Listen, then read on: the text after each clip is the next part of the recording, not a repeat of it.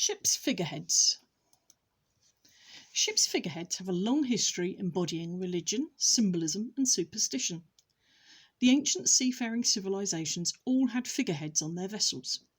The Egyptians mounted figures of holy birds to provide protection and vision. The Phoenicians featured horse heads symbolising swiftness. The Romans and the Greeks carved wolf and boar heads representing ferocity.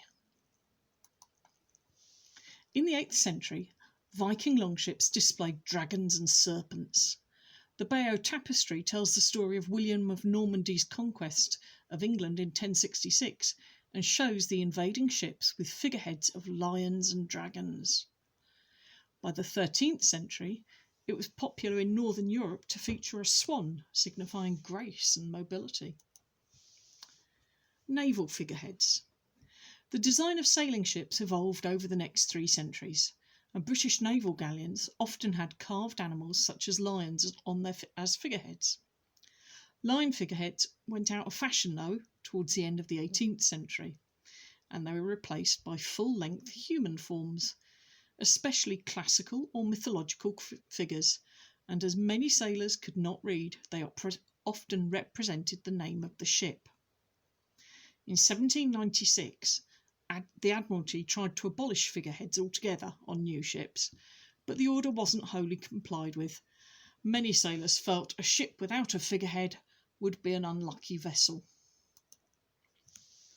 In the 19th century, as the technology of ships developed from sail and wood to steam and iron, the bowsprit started to disappear, and with it the figurehead under which it had been traditionally placed.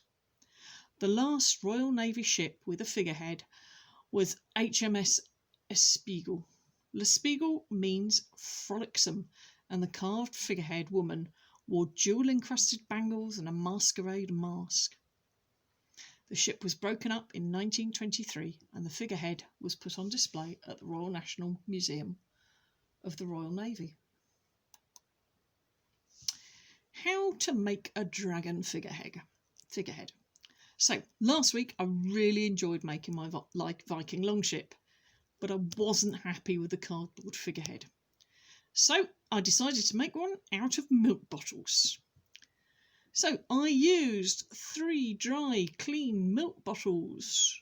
I used scissors, pen and an awful lot of sticky tape. Oh, and a bit of a cardboard box. So, just like last week, I drew a line down both sides of the bottle, cut along the line, but did not cut the bottom of the bottle.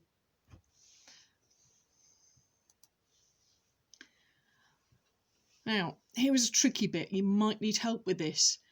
Draw a line around the handle, cut along that line. So basically, I cut the handle off the milk bottle.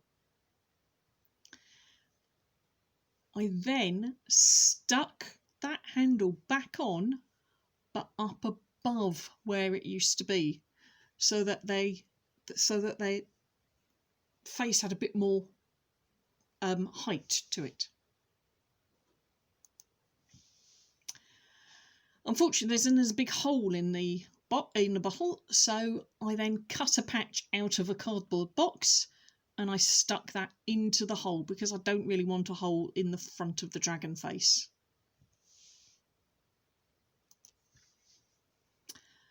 Then, using 2 more bottles, I cut out some cheeks.